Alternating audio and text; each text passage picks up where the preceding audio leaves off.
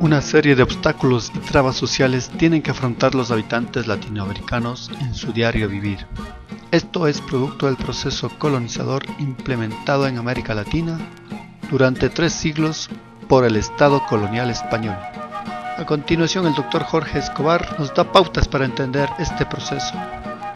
Primera raza, muy rubio, los europeos. De frío húmedo. Segunda raza, rojo cobrizo, americanos, de frío seco. Tercera raza, la negra, africanos, de color seco.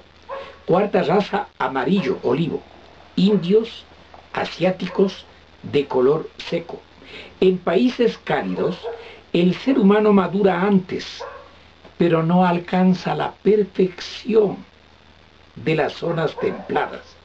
La humanidad existe en su mayor perfección en la raza blanca. Los negros son inferiores, pero los más inferiores son los pueblos americanos. Los amarillos son los que tienen una cantidad menor de talento.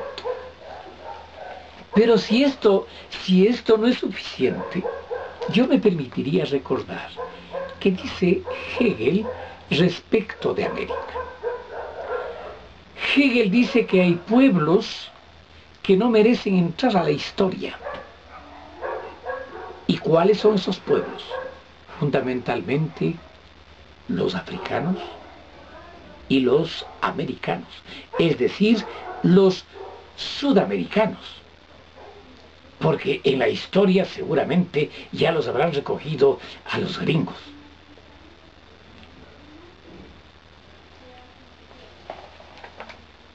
La colonialidad del poder. La colonialidad del poder expresa una estructura global, creada por el colonizador para controlar la subjetividad de los pueblos colonizados. Es decir, la invasión de lo primero que se preocupa es de la destrucción de la cultura. Incluso los curas dicen que hay que preocuparse de poder, de la capacidad de comunicación con los vencidos. ¿Para qué? Para decirles que había 4 cosas. 2 inmediatas y 2 mediatas. Las inmediatas eran para que supiesen que tenían que someterse al mandato de los conquistadores, y para que supiesen ellos que tenían que servirlos en las minas. Y en las minas, ¿qué significó para ellos, para los indígenas? Significó, si es que yo tengo una anotación relacionada con las cantidades exactas de valor. En una de las reuniones de la Comunidad Europea, se dice que estuvo presente un indígena, y son 2 nombres, el uno Guaycaipuro y el otro Guatemó, 2 nombres diferentes de 2 caudillos indígenas que el conquistador asesinó. Dice este indígena, cuando se presenta ante los jefes de Estado, que consta en el archivo de Indias recibo sobre recibo, que solamente entre el año 1503 y 1660 llegaron desde América a San Lucas de Balmaseda 185.000 kilos de oro y 16 millones de kilos de plata provenientes de América. En la medida en que se saqueaba, en la medida en que se descapitalizaba a América, En esa medida se produjo también el ingreso de estos capitales inconcebiblemente altos, es decir, los que permitieron que se hiciera efectivo el proceso de acumulación originaria de capital por parte de Europa. En esa misma medida, por tanto, en que se descapitalizó América, en esa medida se capitalizó Europa, a costa nuestra, a costa de nuestra pobreza. Y quisiéramos decir solamente lo siguiente. Podríamos puntualizar que en lo financiero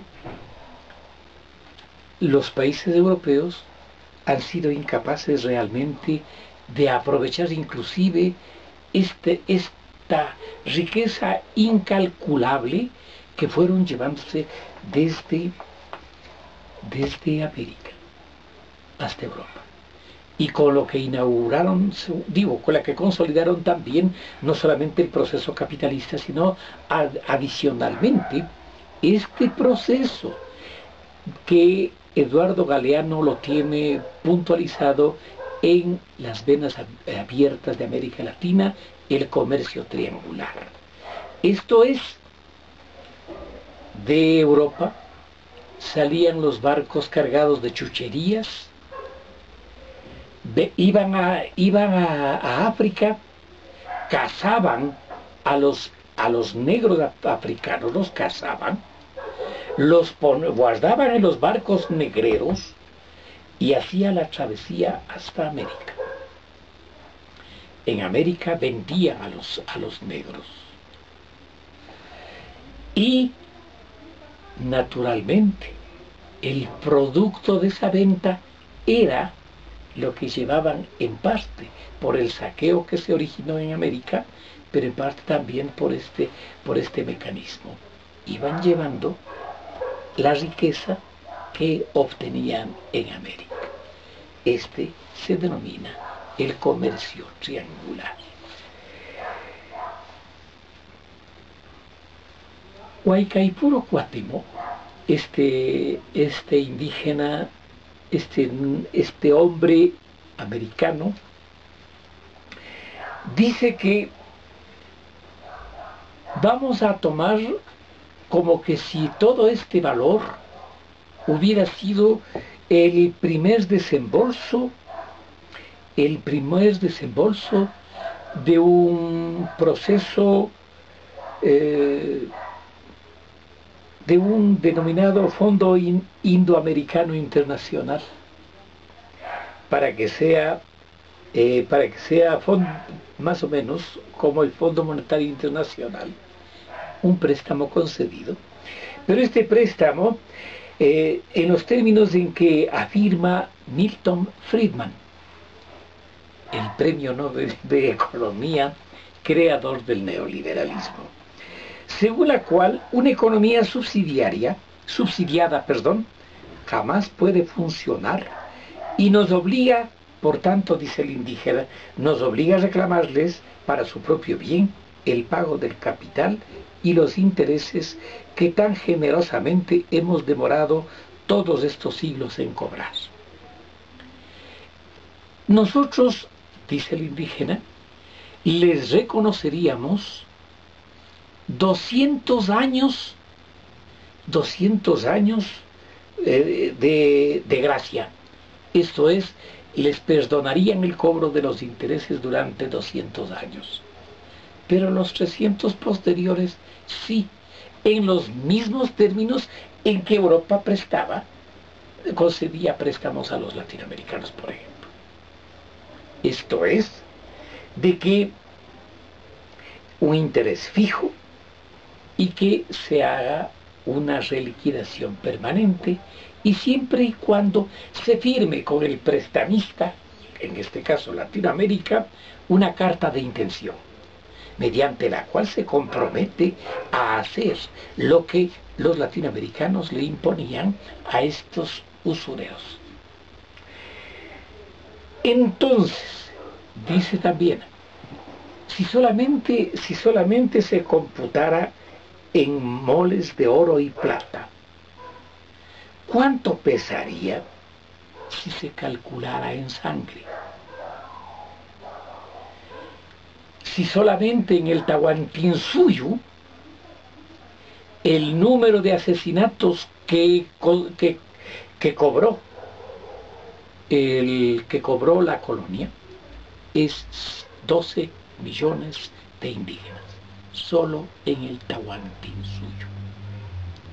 Datos proporcionados por estudiosos norteamericanos inclusive.